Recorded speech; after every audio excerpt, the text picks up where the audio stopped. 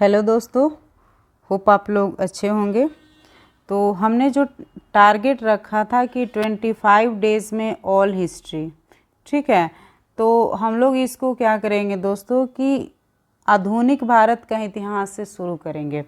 25 days दोस्तों बहुत ज़्यादा नहीं है, और अगर आप एक एक करके भी ऐसे सोचिए कि आप सिलेबस को कंप्लीट करते हैं तो 2 मंथ में आप कितने सारे बुक कंप्लीट कर सकते हैं।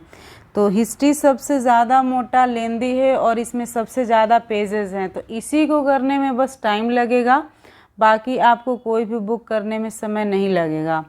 तो मैं आप लोगों से एक और बात बोलना चाहती हूँ दोस्तों कि प्लीज़ मेंटेन योर कंसिस्टेंसी। ऐसा नहीं होता है कि एग्जामिनेशन में कोई अलग से क्वेश्चन पूछ देता, आउट ऑफ सिलेबस होता है, वही क्वेश्चन सिली मिस्टेक होता है, और घटना चक्र से बेटर सिली मिस्टेक को अवॉइड करने के लिए बुक नहीं है। तो आप लोग बहुत सारा एग्ज़ाम आने वाला है और आप लोग खुद समझदार हैं। तो पूरे दिन में अगर आप 1 घंटा भी दे रहे हैं मेरे साथ, 1 घंटा क्या उससे कम ही लगेगा, तो दे रहे हैं और आप एक पूरा बुक हिस्ट्री एक पूरा पोर्शन कंप्लीट कर रहे हैं, तो मुझे नहीं लगता है कि आपको ये नहीं करना चाहिए। कोई रीज़न नहीं है आपके पास इसको छोड़ने का। तो प्लीज़ इसको पूरा देखिए और कंटिन्यू रहिए, ठीक है। और ये जो इसमें जो थ्योरी पार्ट ये जो दोस्तों दिया हुआ है, इसको करने का कोई मतलब नहीं है, क्योंकि ये सब के सब आपको क्वेश्चन फॉर्मेट में अच्छी तरह से डिटेल मिलेंगे। तो वैसे भी हम लोग थ्योरी बहुत सारे पढ़ चुके हैं, बट वो माइंड में तो रहता नहीं है। तो चलिए हम लोग आराम से क्वेश्चन फॉर्मेट में समझते हैं, और आपको समय ना बर्बाद करते हुए हम लोग क्वेश्चन नंबर 1 से अच्छे से हम लोग देखते हैं, ठीक है। तो सबसे पहला है कि वास्को डी गामा कालीकट किस वर्ष पहुंचा था। तो दोस्तों ये पहुंचा था 1498 AD, यानी कि एनो डोमनी ईस्वी। देखिए दोस्तों, एक होता है AD और एक होता है BC। तो AD होता है एनो डोमनी, इसका फुल होता है, और BC का मतलब होता है बिफोर क्राइस्ट होता है, यानी कि ईसा के जन्म शताब्दी के बाद वाला समय होता है, और ये इनके जन्म का पहले वाला होता है। तो इसको हम लोग देखते हैं आगे इसका डिटेलिंग। मध्यकाल में सर्वप्रथम भारत में संबंध स्थापित करने वाले पुर्तगीज थे। प्रथम Portuguese Vasco D gamma Bharat के पश्चिमी तट पर स्थित बंदरगाह कालीकट पर 20 मई 1498 को पहुंचा था। ये डेट याद रखिए जो मैं सर्कल कर रही हूँ, जो यहाँ पहुंचकर भारत के नए समुद्री मार्ग की खोज की, और कालीकट के तत्कालीन शासक जमोरीन ने वास्को डी गामा का स्वागत किया, और पुर्तगाली व्यापारियों ने भारत में कालीकट, गोवा, दमन, दीव एवं हुगली के बंदरगाहों में अपनी व्यापारिक कोठियाँ स्थापित की। पुर्तगालियों ने अपना कहाँ, कालीकट, गोवा, दमन, दीव, हुगली के बंदरगाहों में अपनी व्यापारिक कोठियाँ स्थापित की, और 1505 में फ्रांसिस्को द अल्मीडा भारत में प्रथम पुर्तगाली वायसराय एवं गवर्नर बनकर भारत आया। व्यापारिक हितों के परिप्रेक्ष्य में हिंद महासागर में प्रभुत्व स्थापित करने के लिए अल्मीडा ने ब्लू वाटर पॉलिसी अर्थात नीला जल नीति का प्रतिपादन किया है। दोस्तों इस बॉक्स में 5-6 वर्ड आप याद रखिए अच्छे से। सबसे पहले मध्यकाल में कौन आया था, पुर्तगाली। कहाँ आए थे, पश्चिमी तट जो कि गुजरात का भरूच वाला क्षेत्र है वहाँ पे आया था। कब आया था, 20 मई 1498 को पहुँचा था। कौन सा बंदरगाह था दोस्तों, कालीकट बंदरगाह था, और वहाँ का राजा कौन था, जमोरीन था। स्वागत किसने, उसने उसका स्वागत किया था, और कहाँ कहाँ उसने कोठियाँ स्थापित की थी, कालीकट, गोवा, दमन, दीव, हुगली। और उसी तरह से सबसे पहले हम लोग पूछेंगे कि पुर्तगाली वायसराय कौन था। 1505 में आया था भारत में अल्मीडा, फ्रांसिस्को द अल्मीडा, ठीक है। और उसके बाद ब्लू वाटर पॉलिसी कौन लाया था, अल्मीडा। सबसे ज़्यादा इसको इसी के लिए जाना जाता है। तो दोस्तों हमें एक क्वेश्चन से इतना हुआ, अब आगे का आपका इजी होते जाएगा। चलिए हम लोग बढ़ते हैं। नीला जल का नीति किससे संबंधित है, फ्रांसिस्को द अल्मीडा से। हम लोग ध्यान में रखेंगे कि 505 में ही आया था। मध्यकाल में सर्वप्रथम भारत से व्यापार संबंध करने वाले कौन थे, पुर्तगाली थे। देखिए एक बॉक्स से उसके बाद सारा उसी से क्वेश्चन है। वास्को डी गामा कब आया था दोस्तों? 1498। पुर्तगाली उपनिवेश का प्रथम वायसराय भारत में कौन आया था? Francisco de Almeida. ये हम लोगों ने अच्छी तरह से। किसने वास्को डी गामा का कालीकट में स्वागत किया था दोस्तों? जमोरिन ने। हम लोगों ने अच्छी तरह से देख लिया। अब इसको अच्छी तरह से मिलान करें। कौन कहाँ का था, ये बहुत इंपॉर्टेंट है, इसको VVI में रखिए, इसको बार बार आपको रिवीजन करना है। इसका ऑप्शन 2 है, यानी कि वास्को डी गामा कहाँ का रहने वाला था? पुर्तगाल था। तो आप देख रहे हैं ऑप्शन में कि एक भी आपको याद है, वास्को डी गामा पुर्तगाल का रहने वाला है। तो ऑप्शन में देखिए कि किसी का भी फर्स्ट में बी नहीं है, तो इसको हम तो ऐसे भी मार सकते हैं, लेकिन BPSC अभी धोखा देती है ऑप्शन ई के साथ। तो उसको सेफ रखने के लिए हमें एक एक चीज़ क्लियर होना चाहिए। तो अब बी का फर्स्ट यानी क्रिस्टोफर कोलंबस स्पेन का है। अब होता है सी का 4, कैप्टन कुक कहाँ का था? ग्रेट ब्रिटेन का। तस्मान कहाँ का है? हॉलैंड का। तो इसको याद रखिएगा, बाकी तो चीज़ें आसान हैं कि पुर्तगाली यात्री जो वास्को डी गामा भारत के मार्ग की, स्पेनी यात्री कोलंबस ने अमेरिका के, ब्रिटेन के कैप्टन कुक ने ऑस्ट्रेलिया के, और हॉलैंड के तस्मान ने किसका खोज किया था? वान डीमेंस लैंड, जो कि तस्मानिया है वर्तमान में। और दोनों तो पास में तस्मानिया और न्यूजीलैंड की खोज की थी। अब नेक्स्ट बढ़ते हैं हम लोग 8 नंबर प्रश्न की तरफ। भारत में पुर्तगाली शक्ति का वास्तविक संस्थापक कौन था? अल्बुकर्क। चलिए इसका हम लोग डिटेल अच्छे से देख लेते हैं।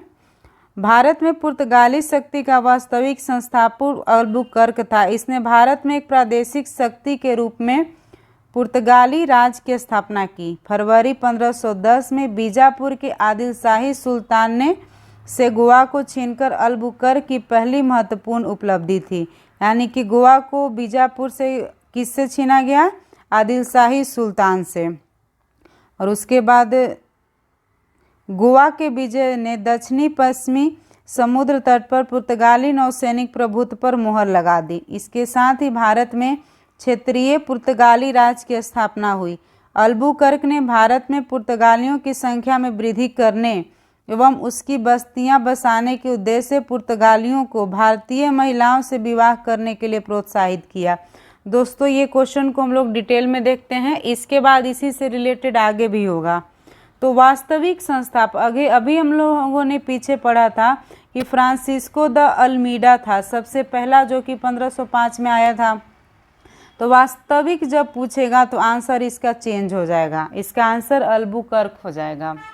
तो भारत में इसका अल्बुकर्क, इसका कार्यकाल कब है दोस्तों? 1509 से 1555। इसके जस्ट पहले वाला का क्या था दोस्तों?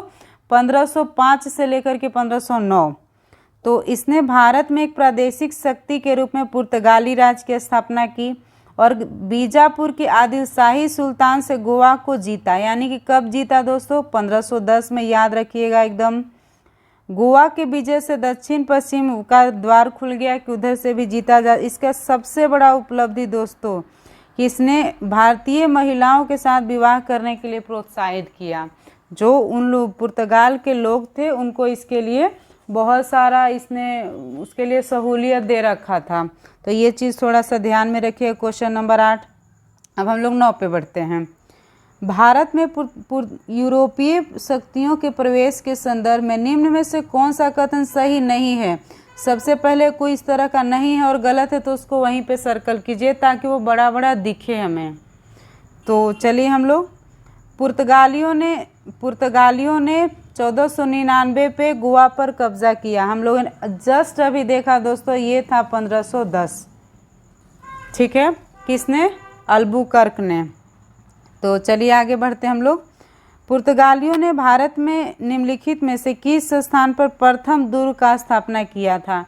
दोस्तों मोस्ट इम्पोर्टेंट, चाहे वो ब्रिटेन हो, डच हो, फ्रांसीसी और पुर्तगाली, किसी का भी जो है वो पहला पूछता है। तो ये भी एक आया VVI कि भारत में निम्नलिखित में से किस स्थान पर प्रथम दुर्ग का निर्माण किया गया था दोस्तों? कोचीन। पुर्तगालियों के भारत में प्रथम दुर्ग, भारत में प्रथम यूरोपीय दुर्ग भी बोल सकते हैं, अल्फांसो द अल्बुकर्क। लेकिन जब ये बनवा रहा था तो ध्यान में रखिएगा कि ये गवर्नर नहीं था, कब बनवाया इसने? 1503 में। तो याद रखिए दोस्तों, इसका जो कार्यकाल था वो तो 1509 से 1515 था। तो जब इसका कार्यकाल ही नहीं था तो ये समय गवर्नर तो होगा नहीं, ठीक है। और इस समय कोई भी गवर्नर नहीं था भारत में। गवर्नर कब से स्टार्ट हुआ? 1505 से, अल्फांसो द अल्बुकर्क। तो याद रखिएगा कि सबसे पहले 1503 में इसने बनवाया था, लेकिन कोई भी उस समय गवर्नर नहीं था। चलिए बहुत हो गया, आगे बढ़ते हैं। क्वेश्चन नंबर 11, किन यूरोपियों ने भारत में प्रथमतः सामुद्रिक व्यापारिक केंद्र स्थापित किए? दोस्तों पुर्तगाली सबसे पहले। यूरोपीय शक्तियों में सर्वप्रथम पुर्तगाली व्यापारियों ने भारत में सामुद्रिक व्यापारिक केंद्र स्थापित किए। भारत में प्रथम पुर्तगाली वायसराय फ्रांसिस्को द अल्मेडा 1509 में द्वीप पर अधिकार कर लिया। मोस्ट इम्पोर्टेंट, 1510 में गोवा, उसके जस्ट एक साल पहले 1509 में दीव, ठीक है। द्वीप पर अधिकार के साथ ही पुर्तगाली हिंद महासागर में सबसे अधिक शक्तिशाली हो गए और पुर्तगालियों ने हिंद महासागर से होने वाले व्यापार पर एक आधिपत्य स्थापित कर लिया। यहाँ से गुजरने वाले अन्य जहाज़ों से कर की वसूली की। बंगाल की निम्नलिखित फैक्ट्रियों में से एक जो कि पुर्तगालियों द्वारा स्थापित की गई थी वह कौन थी? हुगली की थी। पुर्तगाली गवर्नर नीनो दी कुन्हा, जिसका कार्यकाल कितना है? 1529 से 38, ने मद्रास के निकट सेंथोमी और बंगाल में हुगली में पुर्तगाली बस्तियां स्थापित कर भारत के पूर्वी समुद्र तट की ओर पुर्तगाली वाणिज्य का विस्तार किया और 1534 ईस्वी में पुर्तगालियों ने बंगाल के शासक गियासुद्दीन महमूद से सतगांव और चटगांव में अपनी फैक्ट्रियां स्थापित करने की अनुमति प्राप्त कर ली। इसके बाद संपूर्ण बंगाल में अनेक पुर्तगाली बस्तियों की स्थापना की गई। चटगांव, जिसे पुर्तगाली महान बंदरगाह के रूप में अभिहित करते थे, उसके द्वारा प्रयुक्त किया जा रहा, किंतु 16वीं शताब्दी में सतगांव का पतन हो गया और उसका स्थान हुगली ने ले लिया। चिंसूरा में डचों ने गुस्तावुसु किले का निर्माण कराया था। श्रीरामपुर डेनिश का प्रमुख केंद्र था। याद रखिएगा दोस्तों, चिंसूरा में डचों ने, चिंसूरा में किसने? डचों में। और श्रीरामपुर, नाम ध्यान रखिएगा, श्रीरामपुर डेनिश। श्रीरामपुर नाम से हम लोग कभी कल्पना भी नहीं कर सकते कि इसको किसी ने विदेशी ने बसाया होगा। हम लोग जो था बसाया नहीं होगा दोस्तों, प्रमुख केंद्र था। इसमें है कि पांडिचेरी वर्तमान पुदुचेरी के संदर्भ में निम्नलिखित कथनों पर विचार कीजिए। तो दोस्तों हम लोग देख लेते हैं।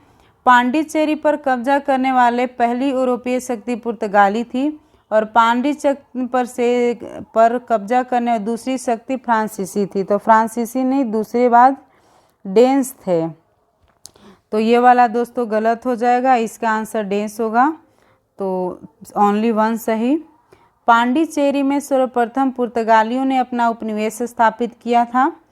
पांडिचेरी में इसके बाद डेन्स और डचों ने अपनी व्यापारिक कोठी स्थापित की थी, जिसके बाद 1673 में फ्रांसीसियों ने यहाँ अपनी बस्ती स्थापित की। अंग्रेजों ने भी पांडिचेरी पर 1799 में कब्जा कर लिया और फिर 1814 में पेरिस के संधि के तहत इसे फ्रांस को सौंप दिया। इस प्रकार पेरिस के संधि के तहत, पेरिस का संधि दोस्तों कब हुआ था? 1814 में, और इसके लिए इसे फ्रांस को सौंप दिया था। चलिए हम लोग आगे बढ़ते हैं। हम लोग जब कर्नाटक युद्ध पढ़ेंगे तो ये चीज़ अच्छी तरह से हमारा क्लियर हो जाएगा कि फ्रांसीसी और ब्रिटिशों के बीच में हुआ था वो सारा कर्नाटक युद्ध, तो उसको यहाँ से रिलेट करेंगे फिर आगे। हुगली को बंगाल की खाड़ी में समुद्री लूटपाट के लिए किसने अड्डा बनाया था? पुर्तगालियों ने। चलिए दोस्तों आगे बढ़ते हैं हम लोग। बंगाल की खाड़ी में समुद्री डकैती हेतु हुगली का उपयोग कौन किया था? दोस्तों सी पुर्तगालियों ने किया। निम्नलिखित में से कौन कलकत्ता का संस्थापक था? दोस्तों जॉब चोरनोक जो था वो कलकत्ता का संस्थापक था। कासिम बाजार फैक्ट्री के प्रमुख, किसके प्रमुख? कासिम बाजार फैक्ट्री के प्रमुख कौन थे? जॉब चोरनोक ने अंग्रेजों के व्यापार केंद्र के लिए हुगली के स्थान पर सूतानुती, अंग्रेजी व्यापार के लिए हुगली को के जगह पे कौन? सूतानुती अथवा जिसको सूतनौती भी बोलते हैं, को चुना। उसे ही कलकत्ता का संस्थापक माना। हालांकि मई 2003 में दिए गए निर्णय में कलकत्ता उच्च न्यायालय के एक खंडपीठ ने जॉब चरनॉक को कलकत्ता का संस्थापक न मानते हुए कहा कि कलकत्ता जॉब चरनॉक के आगमन से पूर्व अस्तित्व में था। इस आधार पर कलकत्ता का स्थापना 24 अगस्त 1690 दिवस भी, लेकिन दोस्तों हर जगह यही माना जाता है। तो क्वेश्चन जब हम लोग एग्ज़ाम देते हैं तो यही हर जगह उसका सही भी होता है, निर्णय को तो खैर नहीं कंसीडर करता, तो इसको ध्यान में रखिएगा। कलकत्ता किसने बसाया था? जॉब चरनॉक। निम्नलिखित में से किस स्थान पर भारत में प्रथम नगर निगम स्थापित हुआ था? दोस्तों मोस्ट इम्पोर्टेंट क्वेश्चन याद रखिएगा, मद्रास। आधुनिक भारत में पहला नगर निगम 1688 में मद्रास के पूर्व प्रेसिडेंसी शहर में स्थापित किया गया था। भारत के साथ व्यापार के लिए किसने सर्वप्रथम संयुक्त पूंजी कंपनी किस लोगों ने प्रारंभ की थी? दोस्तों डच ने। ये सब छोटी छोटी क्वेश्चन है जो दोस्तों कभी न कभी आपको एग्जाम में देखने को मिलेगी। तो चलिए आगे देखते हैं हम लोग। भारत के साथ व्यापार के लिए सर्वप्रथम संयुक्त पूंजी कंपनी 1599 ईस्वी में लंदन में स्थापित अंग्रेजी ईस्ट इंडिया कंपनी, जिसका पहले का नाम इतना लंबा चौड़ा क्या था दोस्तों, देख लेते हैं। The governor and company of merchants of London trading into the east Indies. इसके बाद 1602 में डच जिसको अभी वर्तमान में हम लोग हॉलैंड बोलते हैं, संसद द्वारा पारित प्रस्तावों में से एक संयुक्त डच ईस्ट इंडिया कंपनी की स्थापना हुई। विकल्प में ब्रिटेन न होने के कारण बी आंसर होगा, यानी कि आपको पहला प्रायोरिटी किसको देना है?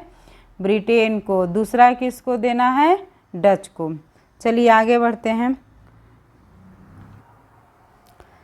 निम्नलिखित में से कौन सा कथन सही है? तो इसमें दोस्तों आधुनिक कोची भारत की स्वतंत्रता तक, ये गलत है दोस्तों। डचों ने पुर्तगालियों को पराजित किया और आधुनिक कोची में उन्होंने फोर्ट विलियम का निर्माण किया, तो आंसर यही सही है दोस्तों। चलिए हम लोग आगे बढ़। भारत में ईस्ट इंडिया कंपनी की सफलता का राज क्या था? दोस्तों आंसर हम लोग देख लेते हैं, तीनों तो क्या क्या है? भारत में राष्ट्रीय भावना की कमी थी, कंपनी की सेना को पश्चिमी प्रशिक्षण मिला था एवं उनके पास आधुनिक हथियार थे। भारतीय नौसैनिक में राष्ट्रीय भावना का अभाव था, जिसके फलस्वरूप कोई जो उन्हें अच्छा वेतन दे अपनी सेवा में उसे लगा सकता था। तो चलिए ये तो मेंस में ये सब राइट करने का काम आएगा। आगे बढ़ते हम लोग। निम्नलिखित किस ब्रिटिश कंपनियों में से किसने भारत में व्यापार करने का पहला अधिकार प्राप्त हुआ था? दोस्तों लीवेंट कंपनी को। चलिए हम लोग बढ़ते हैं, इसको डिटेल में देखिए, ये इम्पोर्टेंट क्वेश्चन है। लीवेंट कंपनी को 1593 ईस्वी में स्थल मार्ग से भारत में व्यापार करने का एक अधिकार प्राप्त हुआ था। 31 दिसंबर 1600 को महारानी एलिजाबेथ प्रथम ने the governor and company of Merchant of London trading into the east Indies को समुद्री मार्ग से ईस्ट इंडीज के साथ व्यापार करने का पहला अधिकार पत्र प्रदान किया। दोस्तों ये डेट याद रखिएगा, पहला अधिकार पत्र कब? 31 दिसंबर 1600 को। और किसने? एलिजाबेथ प्रथम ने।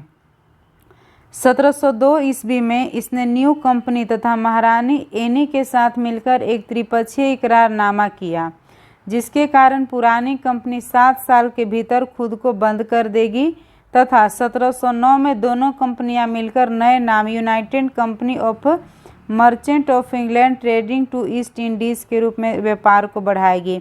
यही कंपनी सामान्यतः ईस्ट इंडिया कंपनी के नाम से प्रसिद्ध हुई थी। ध्यान रखिएगा दोस्तों, जिसने भारत का खून पी डाला। चलिए आगे बढ़ते हैं। लंदन में ब्रिटिश ईस्ट इंडिया कंपनी के गठन के समय भारत का निम्नलिखित में से बादशाह कौन था? ये क्वेश्चन मोस्ट इम्पोर्टेंट, क्योंकि कब था? 31 दिसंबर 1600 एक अधिकार पत्र दिया गया था उसी समय। चलिए दोस्तों आगे बढ़ते हैं। ऊपर का डिस्कशन हमने पढ़ लिया। और अकबर का कार्यकाल क्या था? 1556 से 1605, तो उस समय ये था। तो आगे बढ़ते हैं। किस मुगल सम्राट के काल में इंग्लिश ईस्ट इंडिया कंपनी ने भारत में सर्वप्रथम कारखाना स्थापित किया? तो इसका ऑप्शन हो जाएगा दोस्तों जहांगीर। कंपनी का स्थापना जब होगा भारत में तब अकबर, लेकिन कंपनी ने अपना कारखाना, कंपनी कुछ ये नहीं था दोस्तों कि बहुत सारा एक समझ रहे ना कि कुछ पेपर्स थे, जो एक अग्रीमेंट था उसको साइन करके लोग आए थे, वो कंपनी कहलाई। ग्रुप ऑफ पीपल थे जिन्होंने उसको एक फाउंडेशन बनाया। उसके बाद जो उन्होंने पहला कारखाना बनाया, जिसको हम लोग क्या बोलते हैं, भौतिक छू सकते हैं वो, तो ये हुआ यहाँ पे कारखाना, जो कि औरंगजेब के समय पे हुआ। ठीक है, तो चलिए अब लोग हम आगे बढ़ते हैं इसमें। तो जहांगीर के शासनकाल में इंग्लिश इंडिया कंपनी ने सर्वप्रथम 1611 ईस्वी में मसूलीपट्टनम अथवा मछलीपट्टनम में अस्थायी कारखाना, दोस्तों मोस्ट इम्पोर्टेंट, अस्थायी कारखाना स्थापित किया। और 1613 ईस्वी में सूरत में अंग्रेज़ों ने प्रथम स्थायी कारखाना स्थापित किया। ठीक है, अब चलिए हम लोग आगे बढ़ते हैं, वही होगा। भारत में 1613 में अंग्रेज़ों ने अपनी पहली फैक्ट्री कहाँ स्थापित की दोस्तों? ये सफल था, सफल यानी सूरत, हर सूरत में ये सफल हो गया 1913 वाला। और 1613 और 1611 में जो था असफल प्रयास, वो मछलीपट्टनम में था, मछली पकड़ने में वो लोग असफल हो गए। ठीक है, अब हम लोग आगे बढ़ते हैं। कैप्टन विलियम हॉकिंस सूरत से मुगल दरबार 1608 पहुंचा। अब यहाँ से भी क्वेश्चन ये बन सकता है दोस्तों कि कैप्टन विलियम हॉकिंस था वो किसके दरबार में पहुंचा। चलिए आगे देखते हैं। किंतु सूरत में फैक्ट्री की स्थापना की अनुमति पाने में सफल नहीं हो सका और 1611 में पुर्तगालियों के विरोध के बावजूद कैप्टन मिडल्टन सूरत के समीप स्वाली पहुंचा और मुगल गवर्नर से यहां व्यापार करने की अनुमति पाने में सफल हो गया।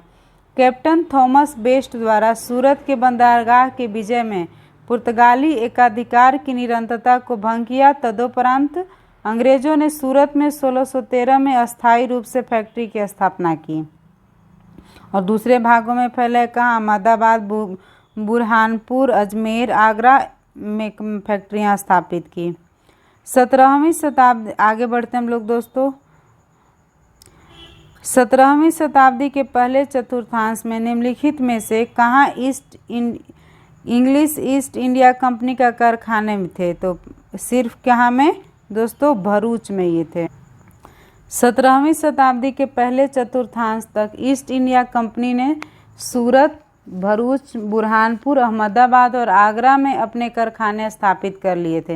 यानी कि इसके पहले कहाँ कहाँ में? सूरत, भरूच, बुरहानपुर और अहमदाबाद। ईस्ट इंडिया कंपनी ने प्रथम फैक्ट्री कहाँ स्थापित की थी? सूरत में।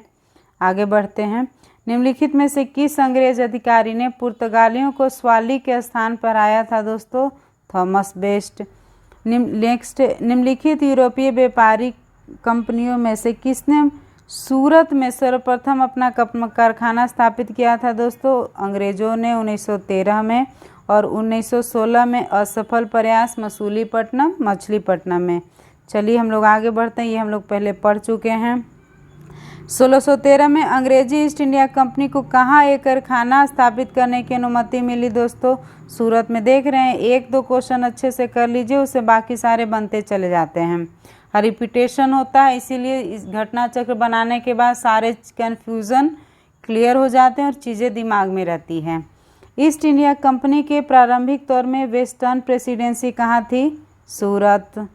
ईस्ट इंडिया कंपनी ने आरंभ में सूरत को प्रेसिडेंसी बनाया और बाद में यह बॉम्बे भी आई। दोस्तों पहले सूरत बना, उसके बाद बॉम्बे। ठीक है ना? वैसे भी कोई भी चीज़ लास्ट में राजधानी में ही पहुंचती थी, तो तीनों प्रेसिडेंसी था, तो ध्यान में रखिएगा। ब्रिटिश ईस्ट इंडिया कंपनी ने बम्बई किससे लिया था? पुर्तगालियों से। हम लोग बोलते हैं अभी दहेज खत्म हो गया, इतने पुराने समय से ये लोग ले रहे हैं। चलिए, ब्रिटिश इंडिया कंपनी ने बम्बई पुर्तगालियों से लिया था। कब? 1661 ईस्वी में। इंग्लैंड के सम्राट चार्ल्स द्वितीय का विवाह पुर्तगाल की राजकुमारी किससे हुआ था? कैथरीन से हुआ था। और चार्ल्स को पुर्तगालियों द्वारा बम्बई उपहार स्वरूप प्रदान किया गया था, जिससे उसने 10 पाउंड वार्षिक किराए पर 1668 में ईस्ट इंडिया कंपनी को दे दिया। निम्नलिखित में से किस वर्ष प्रयागराज के किले पर अंग्रेजों का अधिकार हुआ था दोस्तों? 1797 में, 1797 ईस्वी में। अवध के नवाब सादत अली ने 1797 में प्रयागराज का किला अंग्रेजों को सौंप दिया। ईस्ट इंडिया कंपनी के किस गवर्नर जनरल को औरंगजेब द्वारा भारत से निष्कासित किया गया था दोस्तों? Sir John child. बच्चा था, उसको अंग्रेज ने कान पकड़ के निकाल दिया। ठीक है, child, sir John child. Bombay की अंग्रेज गवर्नर, कहाँ के दोस्तों? बम्बई के अंग्रेज गवर्नर जो थे जॉन चाइल्ड ने 1688 ईस्वी में बम्बई और पश्चिमी समुद्र तट के मुगल बंदरगाहों का घेरा डाला, मक्का जाने वाले हज यात्रियों को बंदी बनाने का प्रयास किया। फलस्वरूप उसे औरंगजेब ने भारत से निष्कासित करने का आदेश दिया था। मुगल शासक औरंगजेब के सामने उसे विवश होना पड़ा और उसे माफ़ी मांगनी पड़ेगी। निम्नलिखित में से प्रथम कर्नाटक युद्ध का कौन सा तत्कालिक कारण था? दोस्तों, अंग्रेजों द्वारा फ्रांसीसी जहाज़ों का अधिग्रहण इसका जो है तत्कालिक कारण था। हम लोग कर्नाटक युद्ध से सोच रहते हैं कर्नाटक तो हुआ अंग्रेजों के बीच और कर्नाटक के शासकों, नहीं, फ्रांसीसी और ब्रिटिशर्स के बीच, यानी कि जो अंग्रेजों के बीच हुआ था उसको हम लोग कर्नाटक युद्ध के नाम से जानते हैं। तो मैं बार बार रिपीट कर रही हूँ और इसको ध्यान दीजिए। अभी कर्नाटक का जो प्रथम युद्ध हुआ था 1746 से 48 किसके लिए हुआ था? ऑस्ट्रिया के उत्तराधिकार युद्ध, जो कि 1740 में प्रारंभ हुआ था, उसी का विस्तार था। यानी कि जो शक्ति विदेशों में लड़ रही थी उसका विस्तार उन्हीं लोगों का भारत पर पड़ा। ग्रीस सरकारों की आज्ञा के विरुद्ध ही दोनों दलों, अंग्रेजों और फ्रांसीसियों ने 1746 में इस युद्ध प्रारंभ हो गया। अंग्रेज कैप्टन बर्नेट के नेतृत्व में अंग्रेजी सेना द्वारा कुछ फ्रांसीसी जहाज़ों पर अधिकार कर लेना युद्ध का तत्कालिक कारण था। कर्नाटक युद्ध किसके बीच लड़ा गया था दोस्तों? अंग्रेज व फ्रांसीसी के बीच में। अब है कि सही सुमेलित कीजिए। तो इसमें दोस्तों ये दे रहा है कि इसका ये मोस्ट इम्पोर्टेंट है कि कौन कौन जो संधि था वो किसके तहत अंत हुआ था। तो हम लोग इसका सॉल्यूशन डायरेक्ट अच्छे से देखते हैं कि जो प्रथम कर्नाटक युद्ध था ए ला सापला की संधि से अंत हुआ था, यानी लंबा चौड़ा इसका नाम है। प्रथम कर्नाटक युद्ध पहली बार हुआ, समझने में समय लगा, इसीलिए लंबा चौड़ा नाम है। ए ला चैपला यानी कि सापेला का संधि भी कहते हैं। उसके बाद द्वितीय जो कर्नाटक युद्ध हुआ, द्वितीय कर्नाटक युद्ध अनिर्णायक युद्ध हुआ। और तीसरा कर्नाटक युद्ध कैसे हुआ था दोस्तों? तीसरा हुआ पेरिस की संधि से। ठीक है, और मैसूर युद्ध जो हुआ था उसमें ब्रिटिशर्स की हार हुई थी। तो पहले कर्नाटक युद्ध अच्छे से देखिए, पहला ख़त्म हुआ किससे? ए ला सापला की संधि से, दूसरा जो था अनिर्णायक, और तीसरा हुआ पेरिस की संधि से ये समाप्त हुआ। नेक्स्ट हम लोग देखते हैं, निम्नलिखित में से कौन सा एक सही सुमेलित नहीं है? तो नहीं को हम लोग यहाँ पे अंडरलाइन, दोस्तों ये सही नहीं है। ये हुआ था दोस्तों 1549 से लेकर के 1754 के बीच में। तो चलिए अब हम लोग इसका डिटेलिंग देख लेते हैं। कर्नाटक का प्रथम युद्ध कब हुआ था दोस्तों? 1746 से 48। और समाप्त किससे हुआ था? अभी हमने जस्ट पहले पढ़ा है, ए ला सापला की संधि से। कर्नाटक का द्वितीय युद्ध कब हुआ था? 1749 से 54 और निर्णायक रहा, अभी हमने पढ़ा था। और कर्नाटक का तीसरा युद्ध कब हुआ था दोस्तों? 1758 से 63 तक, और ये पेरिस के संधि के तहत समाप्त हुआ था। और पानीपत का तृतीय युद्ध कब हुआ था? 1761 में। चलिए हम लोग आगे बढ़ते हैं, वीडियो थोड़ा लंबा हो रहा है बट देखिएगा ज़रूर। निम्नलिखित में से कौन सा प्रथम यूरोपियन व्यक्ति था जिसने भू क्षेत्र अर्जित करने के उद्देश्य से भारतीय राजवाड़ों के झगड़ों में भाग लेने की नीति प्रारंभ की दोस्तों? डुप्ले। डुप्ले ही वो व्यक्ति था। और इसी के दोस्तों ये वही लिखा गया है आगे कि डुप्ले ही अंग्रेजों को राह दिखाने वाला पहला काम डुप्ले ने किया था। लेकिन इसमें जो है सरकार ने इसको सहयोग नहीं किया, जिसके कारण इसको वापस बुला लिया और ये काम नहीं कर पाया। तो चलिए हम लोग आगे बढ़ते हैं। भारत में फ्रांसीसियों ने सबसे पहले अपना कारखाना निम्न में से किस स्थान पे खोला था? फ्रांसीसियों ने सूरत में। दोस्तों सूरत में अंग्रेजों ने भी खोला था, लेकिन वह स्थायी था। इसके सबसे पहला प्रयास था 1611 में अंग्रेजों का, तो ये चीज़ ध्यान में रखिएगा, फ्रांसीसियों का भी सूरत ही है। लुई 14वें के मंत्री कोलबर्ट द्वारा 1664 ईस्वी में फ्रेंच ईस्ट इंडिया कंपनी की स्थापना हुई। कब? 1664 में, जिसे कंपनी देश इंडेस ओरिएंटेस कहा गया। फ्रांसीसी कंपनी का निर्माण राज्य द्वारा हुआ और राज्य ही इसका सारा खर्चा देता था। 1667 में फ्रांसीसी कैरो के नेतृत्व में एक अभियान दल भारत के लिए रवाना हुआ, जिसे 1668 में सूरत ने अपने पहले व्यापारिक कारखाने की स्थापना की। चलिए आगे देख। फ्रांसीसी ईस्ट इंडिया कंपनी कब स्थापित हुई थी दोस्तों? लुई 14वें के शासनकाल में। मंत्री कौन थे? कोलबर्ट। ध्यान दीजिएगा, ये सब चीज़ छोटा छोटा है। निम्नलिखित में से किसे भारत में फ्रांसीसी कंपनी का संस्थापक माना जाता है? कोलबर्ट, जो कि लुई 14वां का मंत्री था। बंगाल में निम्न में से कौन सा कारखाना डचों ने स्थापित किया था? दोस्तों इसका आंसर चिंसूरा और हुगली दोनों होगा। चलिए इसका डिस्कशन पढ़ लेते हैं हम लोग। डचों की बंगाल की पहली कंपनी पिपली 1627 में स्थापित हुई थी, लेकिन कुछ ही दिनों बाद डच पिपली से बालासोर चले गए।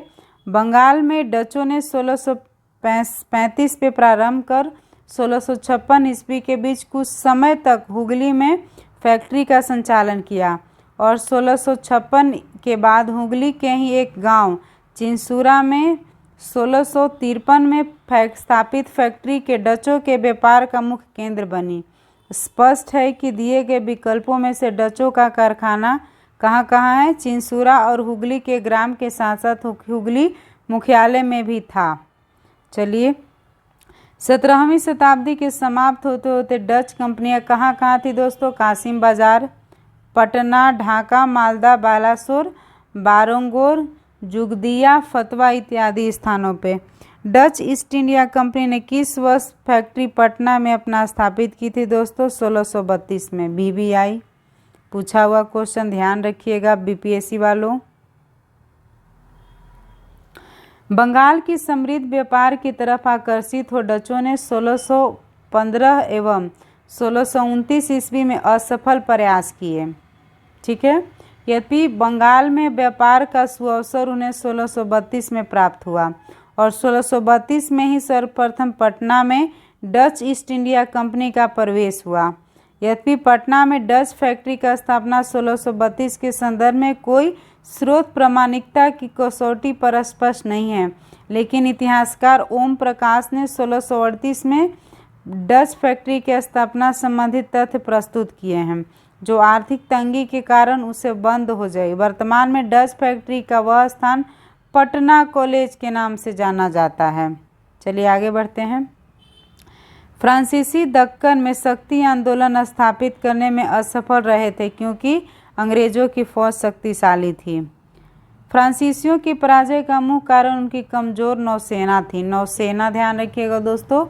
वॉल्टेयर के अनुसार ऑस्ट्रिया के उत्तराधिकार युद्ध के समय फ्रांस की जलशक्ति का इतना ह्रास हुआ कि सप्तवर्षीय युद्ध के समय उनके पास एक भी जलपोत नहीं था। दूसरी ओर अंग्रेजों के पास एक सेना शक्तिशाली थी। किस यूरोपीय शक्तियों ने भारतीय व्यापार में समय समय पर प्रवेश किया था दोस्तों? बी, सबसे पहले पुर्तगाली, उसके बाद डच, उसके बाद अंग्रेज, उसके बाद फ्रांसीसी। चलिए आगे बढ़ते हैं। सूचियों के अंत में दिए गए मिलान कीजिए दोस्तों। तो पांडिचेरी में पांडिचेरी का किसका था? फ्रेंच का था। गोवा किसका था? पुर्तगीज का था। ट्रावनकोर किसका था? डेनिश यानी कि डेन का था। सद्रास किसका था? डच का था। तो दोस्तों BBI इसको ध्यान रखिएगा, बार बार इससे आएगा क्वेश्चन। उस क्षेत्र की पहचान करें जहां से यूरोप वासियों को सर्वोत्तम शोरा और अफीम प्राप्त होता था दोस्तों? बिहार। अंग्रेजी शासनकाल में भारत का कौन सा क्षेत्र अफीम उत्पादन हेतु प्रसिद्ध था? दोस्तों वो है अपना बिहार। निम्नलिखित यूरोपीय में से कौन सा एक स्वतंत्रता पूर्व भारत में व्यापारी के रूप में सबसे अंत में आए? तो दोस्तों सबसे फ्रांसीसी सबसे अंत में गए। 16वीं शताब्दी के यूरोप के अनेक राष्ट्रों के व्यापारी समय समय पर व्यापार के उद्देश्य से भारत आए। इन यूरोपियों में सबसे पहले 1498 ईस्वी में पुर्तगाली, 1605 ईस्वी में डच, 1608 में अंग्रेज और 1664 ईस्वी में फ्रांसीसियों का आगमन हुआ। तो इस प्रकार सबसे अंत में आए फ्रांसीसी। निम्नलिखित में से किस स्थानों पर डचों ने व्यापारिक अड्डे स्थापित किए? दोस्तों ये बहुत टफ क्वेश्चन है, इसमें एक एक नाम हमको याद रखना है। भारत में डचों द्वारा स्थापित कौन कौन थे? सबसे पहले नागपट्टनम, चिनसुरा, मछलीपट्टनम, सूरत, भरूच, आगरा, कोचीन, अहमदाबाद तथा अपना पटना। चलिए हम लोग आगे बढ़ते हैं। तो निम्नलिखित में से विचार कीजिए क्या है? निम्नउपर्युक्त में से कौन सा अंग्रेजों की भारतीयों की भारत को देन थी? दिया तो हमें इसने कुछ भी नहीं है, जो था वो लेके गया। चलिए कोई भी नहीं। देखिए, मृदा के स्वरूप तथा उपज के गुणों के आधार पर भूमि राजस्व का मूल्यांकन अंग्रेजों से पूर्व शेरशाह सूरी अकबर के द्वारा किया गया था। भारत में तंबाकू और लाल मिर्च की खेती पुर्तगालियों की देन है। चलती फिरती तोपों का प्रचलन मुगल काल में ही था। अकबर के आयुध निर्माण कारखाने में तमाम प्रकार की बड़ी छोटी तोपें तैयार की जाती थी। इस प्रकार इसमें अंग्रेजों की भारत की सब देन कुछ भी नहीं थी। देना क्या था? सारे हमारे ले गए। किसने ईस्ट इंडिया कंपनी के बारे में यह टिप्पणी की थी कि कंपनी एक असंगति है, परंतु यह उस अवस्था का भाग है जहां सब कुछ ही असंगत है? टी.बी. मैकाले ने जो टीवी देखते देखते जो है इनको दिमाग आया, सच्चाई के इनको पता चला। तो ध्यान में रखिएगा, कंपनी एक असंगति है परंतु यह उस व्यवस्था का भाग है जहाँ सब कुछ संगत है। ये किसने किया दोस्तों? टी.बी. मैकाले ने किया था।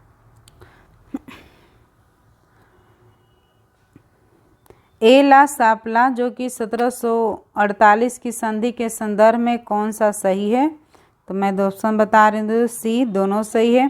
प्रथम कर्नाटक युद्ध की समाप्ति और अंग्रेजों को मद्रास पुनः प्राप्त होना। एला सापला की संधि 1748 में ऑस्ट्रिया के उत्तराधिकार का युद्ध समाप्त हो गया।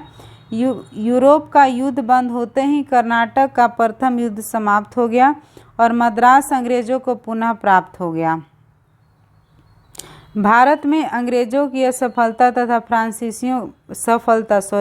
अंग्रेजों का सफलता और फ्रांसीसियों की असफलता का कारण कौन सा है?